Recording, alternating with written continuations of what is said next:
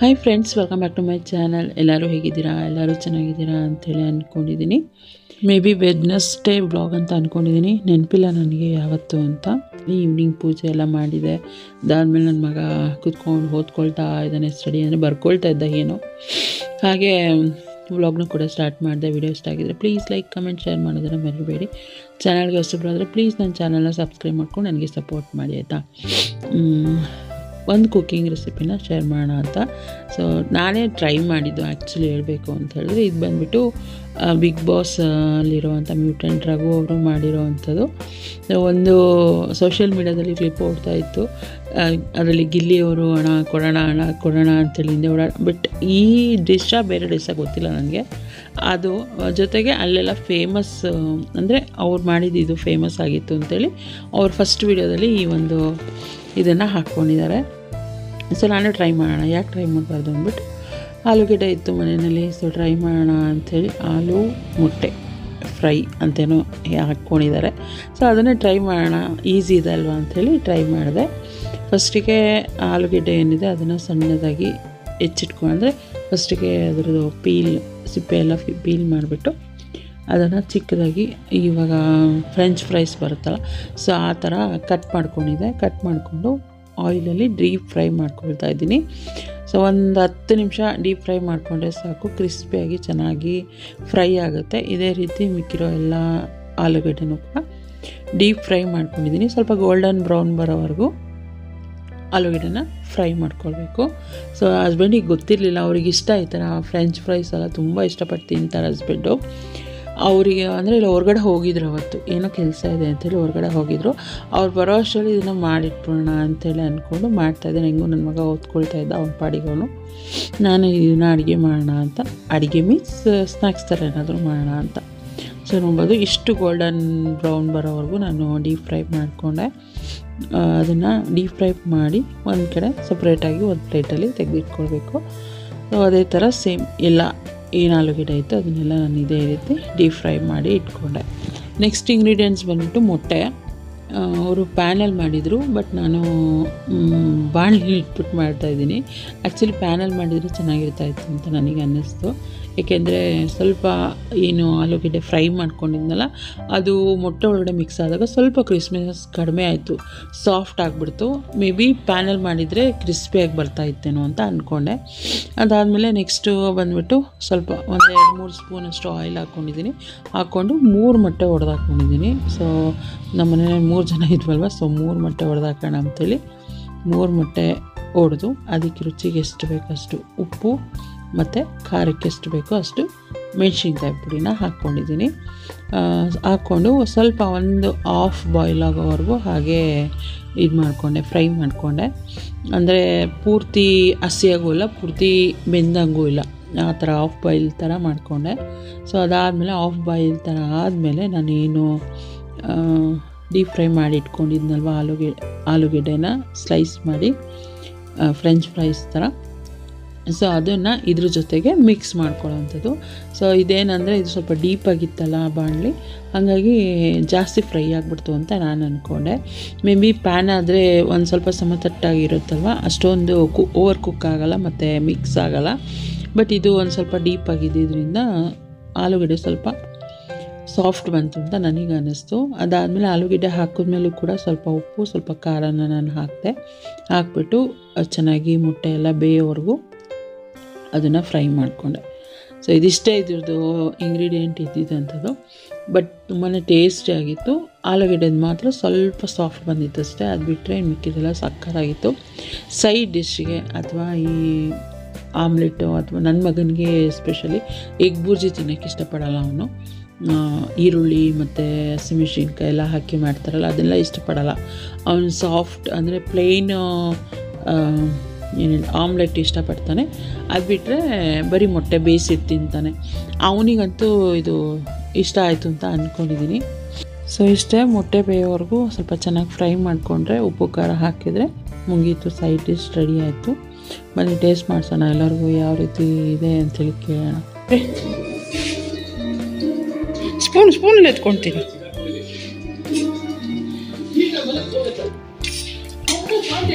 ಒಂದು 50 ಸಲ ಫೋನ್ ಮಾಡಿರ್ತಾರೆ. ಈಗ ಸರಿ ಇದೆಯಾ ಉಪ್ಪು ಖಾರ? ಚೆನ್ನಾಗಿದೆಯಾ ಟೇಸ್ಟು? ಹಾಂ,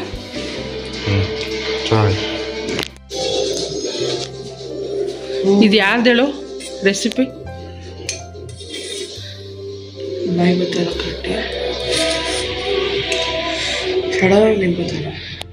ಗಿಲ್ಲಿ ಮ್ಯೂಟೆಂಟ್ ರಗ್ಗದ ರೆಸಿಪಿ ಹಿಂಗೈತೆ? ಚೆನ್ನಾಯ್ತಾ? ಹಾಂ, ಅವೆಲ್ಲ ಉಪ್ಪು ಖಾರ ಇಲ್ಲ ಅದಕ್ಕೆ ಆಲೂಗೆಡ್ಡೆಗೆ ಅಂತೆ ಆಗಿನ್ನೂ ಹಾಕೇ ಇರಲಿಲ್ಲ, ನಾನು ಬರೀ ಫ್ರೈ ಮಾಡಿಟ್ಟಿದ್ದೆ ಅಷ್ಟೇ. ಚೆನ್ನಾಯ್ತಾ? ನಾನು ಒಬ್ಬಳೇ ತಿನ್ಕೊಳ್ಳಾ? ಹಾಂ, ನಿಮ್ಗೆ ಯಾರಿಗೂ ಬೇಡವಾ? ಹಾಂ, ಬೇಡವಾ? ಬೇಡವಾ ರೀ? Good evening friends.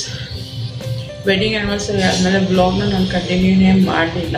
ಆ್ಯಕ್ಚುಲಿ ಅವತ್ತು ಈವ್ನಿಂಗು ಅತ್ತೆ ಮಾವ ಮನೆಗೆಲ್ಲ ಹೋಗಿದ್ವಿ, ದೇವಸ್ಥಾನಕ್ಕೆ ಹೋಗ್ಬಿಟ್ಟು. ಹೋಗೋ ಗಡಿಬಿಡಿನಲ್ಲಿ ನಾನೇನು ಮಾಡಿದ್ದೀನಿ, ಮೊಬೈಲ್ನ ಮನೆಯಲ್ಲೇ ಬಿಟ್ಬಿಟ್ಟು ಹೋಗ್ಬಿಟ್ಟಿದ್ದೀನಿ. ಸೊ ಅರ್ಧ ದಾರಿಗೆ ಹೋದ್ಮೇಲೆ ನೆನಪಾಯ್ತು ನನಗೆ. ಇನ್ನು ನನ್ನ ಹಸ್ಬೆಂಡ್ಗೆ ಹೇಳಿದ್ರೆ ಅವ್ರು ಬೈತಾರೆ ನನಗೆ ಅಂದ್ಬಿಟ್ಟು ಬೈಕ್ ಹೇಳಲೇ ಇಲ್ಲ. ಆಮೇಲೆ ಅಲ್ಲಿ ಹೋದಾಗ ಅತ್ತೆ ಮಾವ ಮನೆಗೆ ಹೋಗಿದ್ವಿ, ಅಕ್ಕ ಬಾವ ಎಲ್ಲನೂ ಮಾತಾಡಿಸ್ಕೊಂಡು ಅಲ್ಲಿಗೆ ಹೋಗ್ತಾ ಹೇಗೋ ಆ್ಯನಿವರ್ಸರಿ ದಿನ ಹೋಗಿದ್ವಲ್ಲ ಅಂಥೇಳಿ ಕೇಕ್ ತೊಗೊಂಡೋಗಿದ್ವಿ. ಅವರು ಕೂಡ ಕೇಕೆಲ್ಲ ತರಿಸಿ ನಮ್ಮ ಬಾವ ಕೇಕೆಲ್ಲ ತೊಗೊಂಡು ಬಂದು ಕೇಕೆಲ್ಲ ಕಟ್ ಮಾಡಿಸಿದ್ರು. ಎಲ್ಲರೂ ಸಿಕ್ಕಿದ್ರು, ಫ್ಯಾಮಿಲಿಯವರೆಲ್ಲ. ಖುಷಿ ಆಯಿತು, ತುಂಬ ಚೆನ್ನಾಗಿ ಅವತ್ತು ಇದು ಮಾಡಿದ್ವಿ. ನಮ್ಮ ಬಾವನ ಮಗ ಮಂಜು ಅಂತೂ ಮಿಮಿಕ್ರಿ ಮಾಡ್ತಾಯಿದ್ದ, ನಿಜ ನಕ್ಕು ಇಲ್ಲೆಲ್ಲ ಪೇನ್ ಬಂದ್ಬಿಟ್ಟಿತ್ತು ನನಗಂತೂ. ಅವನಷ್ಟು ಮಿಮಿಕ್ರಿ ಮಾಡ್ಕೊಂಡು ನಗಿಸ್ತಾ ಇದ್ದ, ಯಾವುದೋ ಒಂದು ಸನ್ನಿವೇಶನ ಇಟ್ಕೊಂಡು. ಸೊ ಒಂದು ಸಣ್ಣ ಪುಟ್ಟ ಕ್ಲಿಪ್ಪಿಂಗಲ್ಲಿ ಅಲ್ಲಿರೋ ಹತ್ರನೇ ಮೊಬೈಲಲ್ಲಿ ಮಾಡಿಸ್ಕೊಂಬಿಟ್ಟು ಅದು ನನಗೆ ವೀಡಿಯೋದಲ್ಲಿ ಶೇರ್ ಮಾಡಿದ್ದೀನಿ. ಮತ್ತು ನಮ್ಮ ಅತ್ತೆ ಒಂದು ಮುತ್ತಿನ ಹಾರ ಕೊಟ್ಟಿದ್ದಾರೆ ನನಗೆ, ಗೊತ್ತಾ? ಅವರು ಟ್ರಿಪ್ಗೆ ಹೋಗಿದ್ದರು. ಸೊ ಬರ್ತಾ ನಾನು ಹೇಳಿದ್ದೆ, ಈಗ ಏನು ಗೊತ್ತಾ, ಎಷ್ಟಾದರೂ ತೊಗೊಂಡಿರ್ತೀವಿ ನಾವು, ನಮ್ಮ ಹತ್ರನೇ ಎಷ್ಟೊಂದು ಸಿಗುತ್ತೆ, ಎಲ್ಲ ಇದಾಗುತ್ತೆ. ಬಟ್ ಎಲ್ಲರೂ ಒಂದು ಟ್ರಿಪ್ಪಿಗೆ ಅಂತ ಹೋಗಿ ತೊಗೊಂಡು ಬರ್ತಾರೆ ನೋಡಿ, ಅದು ತುಂಬ ಒಂಥರ ಸ್ಪೆಷಲ್ ಅನಿಸುತ್ತೆ ನನಗೆ. ಸೊ ಹಾಗಾಗಿ ಅವರು ಇಲ್ಲಿ ಬಂದಿದ್ರಲ್ಲ, ಅವಾಗ ಹೇಳಿದೆ, ಅತ್ತೆ ಏನಾದರೂ ತೊಗೊಂಬನ್ನಿ. ಲಾಸ್ಟ್ ಟೈಮ್ ಕೂಡ ನಮ್ಮ ಅತ್ತೆ ಮಾವ ಇಬ್ಬರು ಹೋಗಿದ್ರು, ಆ ಟೈಮಲ್ಲಿ ಎಲ್ಲರಿಗೂ ಬಳೆ ಸರ ಎಲ್ಲ ತೊಗೊಂಬಂದು ಕೊಟ್ಟಿದ್ರು. ಅವಾಗಲೂ ಕೂಡ ಇದೇ ಥರ ಒಂದು ಪರ್ಲು ಮುತ್ತಿನ ಸರ ಮತ್ತು ಒಂದು ರೆಡ್ ಕ್ರಿಸ್ಟಲ್ ಮಣಿ ಸರ ಮತ್ತು ಎಲ್ಲರಿಗೂ ಪರ್ಲ್ ಬಳೆ, ಎಲ್ಲರಿಗೂ ಎಲ್ಲ ಹೆಣ್ಮಕ್ಳಿಗೂ ಪರ್ಲ್ ಬಳೆ ತಂದುಕೊಟ್ಟಿದ್ರು.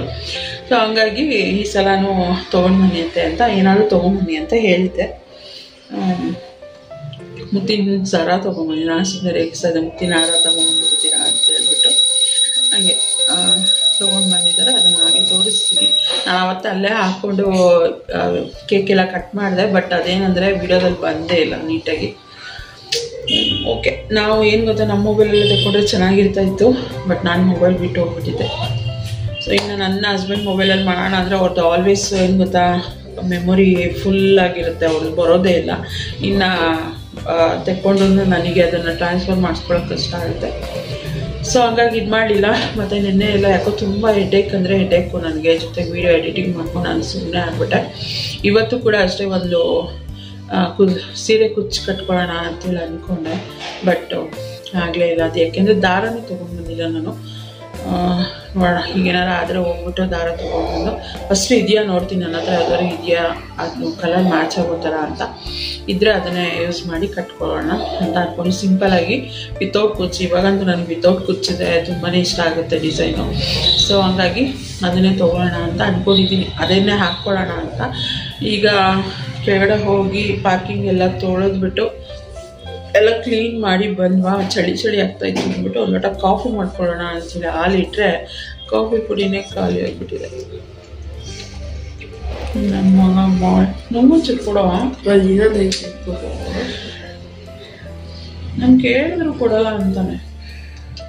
ನೋಡಿ ಫ್ರೆಂಡ್ಸ್, ಎಷ್ಟೊಂದು ಕೊಟ್ಬಿಟ್ಟಿದ್ದಾನೆ ನೋಡಿ ಫ್ರೆಂಡ್ಸ್ ನನ್ನ ಮಗ. ಬಾಳೆಹಣ್ಣು ನೋಡಿ, ಕೈ ಬಂದ ನನ್ನ ಮಗ ಎಷ್ಟೊಂದು ಕೊಟ್ಟಿದ್ದಾನೆ. ನಾನು ನಾನು ಶಿವು ಅಂದ್ಬಿಟ್ಟೆ ಗೊತ್ತಾಗಲ್ಲ. ಅಲ್ಲಿ ಕಬೋರ್ಡಲ್ಲಿ ಪರ್ಸ್ ಒಳಗಡೆ ಅಮ್ಮ ಕೊಟ್ಟಿರೋದು ಸರ ಇಟ್ಟಿದ್ದು, ಮುತ್ತಿನ ಸರ ಕೊಡ್ತಲ್ಲ ಅಮ್ಮ ಅವತ್ತು, ಅದು ತಗೊಂಬ.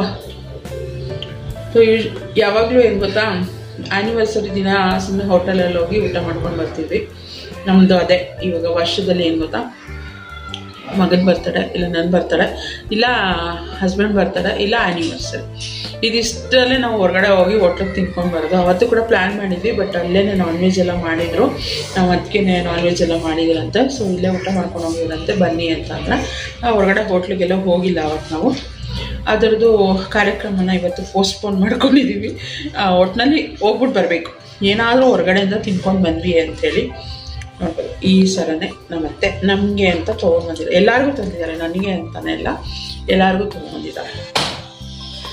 ಚಹಾ ಇದೆ, ಬಟ್ ಏನಂದರೆ ಇದು ಲಾಕ್ ಹಾಕೋ ಸ್ವಲ್ಪ ಕಷ್ಟ ಆಗುತ್ತೆ, ಯಾಕೆಂದರೆ ತುಂಬಾ ಟೈಟಾಗಿ ಏನು ಇದನ್ನು ಸುತ್ತಬಿಟ್ಟಿದ್ದಾರೆ, ಮಣಿನ ಪೋಣಿಸಿ ಸುತ್ತಬಿಟ್ಟಿದ್ದಾರಲ್ವ, ಅದು ಒಂಥರ ಹಿಂಗೆ ಹಾಕೊಳ್ಳೋಕೆ ಕಷ್ಟ ಅನಿಸುತ್ತೆ.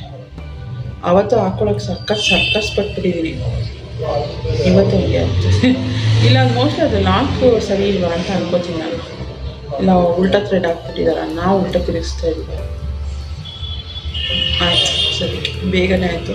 ಅವತ್ತಂತೂ ನಿಜ ಎಷ್ಟೋ ತನಕ ತೊಗೊಂಡಿದ್ದೀನಿ. ನೋಡ್ಬೋದು, ಈ ಒಂದು ಸರ ತೊಗೊಂಡ್ಬಂದಿದ್ದಾರೆ ಮತ್ತೆ. ಇದೊಂದು ಸರ ಎಲ್ಲರಿಗೂ ತಂದಿದ್ದಾರೆ, ಎಲ್ಲ ಮಕ್ಕಳು ಹೆಣ್ಮಕ್ಳಿಗೆ. ಮತ್ತು ಸಿರಿಗೆ 2 ಫ್ರಾಕ್ ತಂದಿದ್ರು, ಚೆನ್ನಾಗಿತ್ತು. ಒಂದೇ ಥರ 2 ತಂದುಬಿಟ್ಟಿದ್ದು, ಅವ್ರಿಗೆ ಗೊತ್ತಾಗಿಲ್ಲ. ಒಂದು ಬ್ಲ್ಯಾಕ್ ಇರೋದು, ಒಂದು ಸ್ವಲ್ಪ ಗ್ರೇ ಥರ ಇದೆ, ಅದನ್ನು ತೊಗೊಂಡು ಬಂದಿದ್ದಾರೆ ಅವಳಿಗೆ ಅಂತ. ಮತ್ತು ನಾನು ನಮಗೂ ಕೇಳಿದೆ, ಗಂಡು ಮಕ್ಳುಗಳಿಗೆ ಏನು ತಂದಿಲ್ವ ಅಂತ. ಅಯ್ಯೋ ಗಂಡು ಮಕ್ಳಿಗೆಲ್ಲ ಅಲ್ಲೇನು ಸಿಗಲ್ಲಮ್ಮ ಅಂತಂದ್ರೆ, ಸರಿ ಬೇಡ ಬಿಡು ಅಂದ್ಬಿಟ್ಟು ನಂಗೆ ಕೊಟ್ಟರೆ ಅಂತ ತೊಗೊಂಬಂದೆ. ಹೇಗಿದೆ ನಮ್ಮ ಅತ್ತೆ ಕೊಡಿಸಿರೋ ಅಂತ ಮುಚ್ಚಿನ ಖಾರ. ನಮ್ಮ ಯಜಮಾನರು ಹೆಲಿಕಾಪ್ಟ್ರ್ ಕೊಡಿಸಿದ್ದಾರೆ, ಅದೇ ಹೆಲಿಕಾಪ್ಟ್ರಲ್ಲಿ ನಾವು ನಮ್ಮ ಅತ್ತೆ ಮಾವ ಮನೆಗೆ ಹೋಗಿದ್ದು. ನಮ್ಮ ಅತ್ತೆ ಮುದ್ದಿನ ಕೊಟ್ಟಿದ್ದಾರೆ. ಸೊ ಇವಾಗ ಹೊರಗಡೆ ಹೋಗಿ ಹೋಟೆಲಲ್ಲಿ ಇನ್ನೇನಿರುತ್ತೆ ನಮ್ಮ ಸ್ಪೆಷಲ್. ಇವತ್ತು ಗುರುವಾರ ಆಗಿರೋದ್ರಿಂದ ನಾನ್ ವೆಜ್ ಎಲ್ಲ ಏನು ತಿನ್ನಲ್ಲ, ವೆಜ್ ನನ್ನ ಮಗ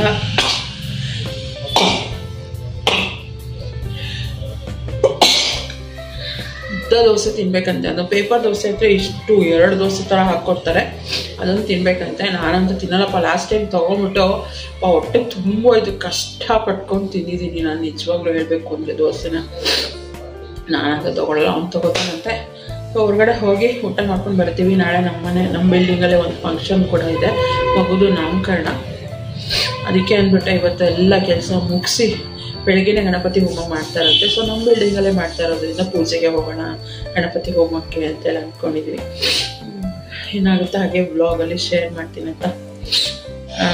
ಸೊ ಇವಾಗ ಹೊರಗಡೆ ಹೋದ್ಮೇಲೆ ಎಷ್ಟಾಗುತ್ತೆ ಅಷ್ಟು ವ್ಲಾಗಲ್ಲಿ ಶೇರ್ ಮಾಡ್ತೀನಿ. ಆಮೇಲೆ ಮನೆಗೆ ಬಂದಮೇಲೆ ಕೂಡ ಹಾಗೆ ವ್ಲಾಗ್ನ ಕಂಟಿನ್ಯೂ ಮಾಡ್ತೀನಿ. ಮನೆ ಹತ್ರನೇ ಇರುವಂಥ ಉಡುಪಿ ಗಾರ್ಡನ್ಗೆ ಹೋಗಿದ್ವಿ. ಬೇರೆ ಹೋಟೆಲ್ಗೆಲ್ಲ ಟ್ರೈ ಮಾಡೋಕ್ಕೆ ಇಷ್ಟ ಇಲ್ಲ ನನಗೆ. ಸೊ ಎಲ್ಲಿ ಚೆನ್ನಾಗಿದೆ ಅಲ್ಲೇ ಹೋಗಿ ತಿನ್ಕೊಂಬರೋಣ ಅಂತ ಅಷ್ಟೇ. ಸೊ ಅದು ಸ್ಟಾರ್ಟರ್ಗೆ ಒಂದು ಗೋಬಿ ಇದ್ದೇ ಇರುತ್ತೆ. ನನ್ನ ಮಗ ಪನ್ನೀರ್ ಪಲಾವ್ ತೊಗೊಂಡ, ಹಸ್ಬೆಂಡ್ ನೂಡಲ್ಸ್ ತೊಗೊಂಡ್ರು, ನಾನು ಈರುಳ್ಳಿ ದೋಸೆ ಆನಿಯನ್ ದೋಸೆ ತೊಗೊಂಡೆ. ಚೆನ್ನಾಗಿರುತ್ತೆ ಇಲ್ಲಿ ಟೇಸ್ಟ್ ಆನಿಯನ್ ದೋಸೆದು. ತಿಂದ್ಬಿಟ್ಟು ಅಲ್ಲಿಂದ ಒಂದು ಫಾಲೂಡಾ ತಿಂದ್ಕೊಂಡು, ಫಾಲೂಡಾ ತಿನ್ನಲಿಲ್ಲ, ಪಾರ್ಸಲ್ ತೊಗೊಂಡು ಬಂದ್ವಿ. ರಬ್ಡಿ ಫಾಲೂಡಾ ಅಂತ ಸಿಗುತ್ತೆ, ಮ್ಯಾಂಗೋ ಫಾಲೂಡಾ ಎಲ್ಲ ಸಿಗುತ್ತೆ ಇಲ್ಲಿ. ಕುಲ್ಫಿ ಇರ್ಬೋದು ಎಲ್ಲ, ಅಂದರೆ ಉಡುಪಿ ಗಾರ್ಡನ್ ಪಕ್ಕದಲ್ಲೇ ಇರೋವಂಥದ್ದು.